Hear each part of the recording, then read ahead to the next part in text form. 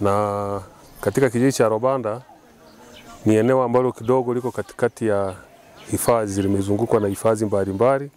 Upande wa mashariki tunapakana na Serengeti National Park, upande wa magharibi tuna pori la akiba la Gurumeti, kaskazini tuna pori la akiba la Ikorongo, vile vile kusini tunapakana na pori la akiba la Gurumeti. Kulikuwa na shughuli maalum kwa ajili ya wahisani wa maendeleo wanaotokana na mwekezaji wa Thomson. Wao wanajulikana kwa jina la Focus on Tanzania Communities, ambao ni wadau wa kupitia kampuni ya uwekezaji ya Thomson ambayo imewekeza katika eneo la WMA. Kampuni hii ilitokea kuwa rafiki wa karibu sana wa kijiji cha Robanda kwa kuangalia changamoto zinazoikabili jamii, ikiwa ni pamoja na changamoto za kielimu, na hasa wanaangalia namna ya kumwezesha wanafunzi na kwa kuangalia kuwainua watoto wa kike kuondokana na zile changamoto za kawaida ambazo zinawapata watoto wa kike wapo katika umri mdogo. Na leo tulipata wageni wamekuja katika eneo letu hili kwa ajili ya kukagua miradi mbalimbali ya maendeleo ambayo wameitekeleza.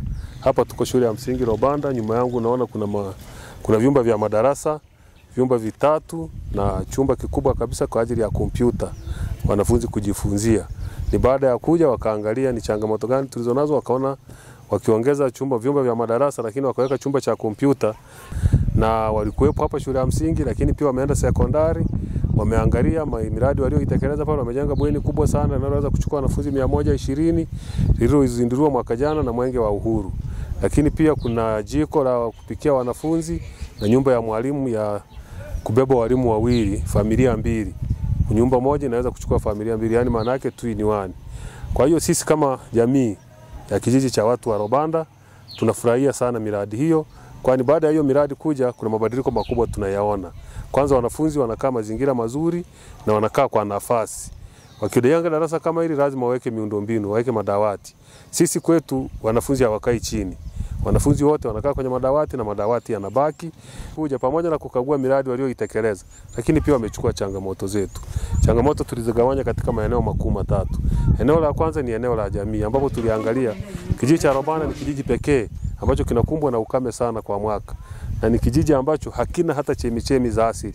Kwa hiyo tumeona tunalo tenki ambalo lilikuwa linatumiwa kwa ajili ya kusambaza maji kijijini, lililojengwa mwaka 1978 wakati kijiji kikiwa na watu 300. Lakini sasa tunapozungumza kwa sensa ya watu na makazi ya mwaka 2022, watu wa Robanda wako zaidi ya watu 3000. Kwa hiyo hata lile tenki sasa ni mara 10.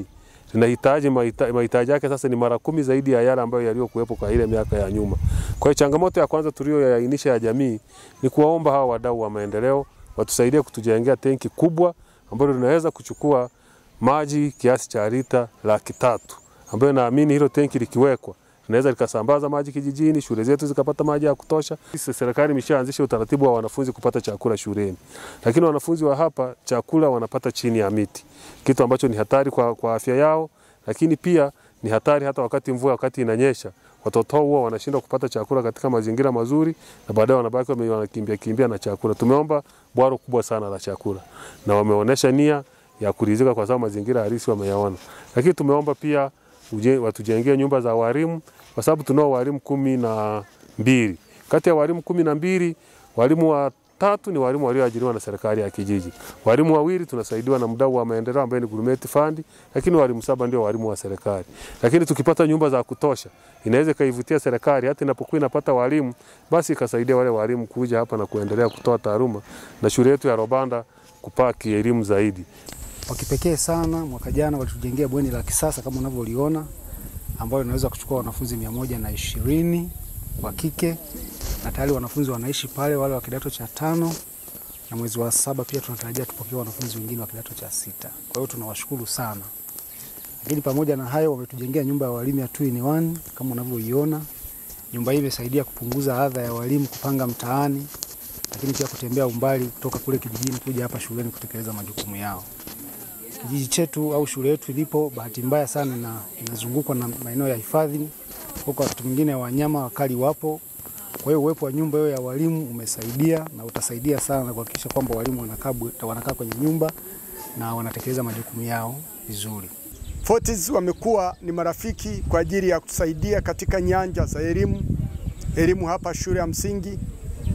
Mmeona ninyi wenyewe walichokifanya katika madarasa madarasa si chini ya 5 wametengeneza, wamejenga. Lakini pia kwenda sekondari pale wamejenga mabweni mawili ya wasichana na msaada wa kujenga visima vya maji ambavyo kama mnavyofahamu eneo hili ni eneo kame. Kwa ajili ya kufanya hivyo unapunguza changamoto ya maji. Kwa hiyo niwaombe wawekezaji wengine ambao wapo au wadau wa maendeleo wengine ambao wako pembezoni mwetu wajitokeze wawe kama hawa Thomson ambao wamekuwa msaada mkubwa katika jamii yetu na msaada mkubwa katika nchi yetu ya Tanzania. Hatuwezi kuyachukulia majengo haya kama ni ya mwekezaji ametusaidia. Tunayachukua kama mali yetu, kama mali tuliyoitengeneza sisi. Tutayalinda, kuyatunza kama vile tunavyotunza yale tuliyotengeneza. Tunanufaika na bweni jipya kwa sababu kutakuwa na nafasi kubwa ya wanafunzi kuja hapa shuleni kuishi.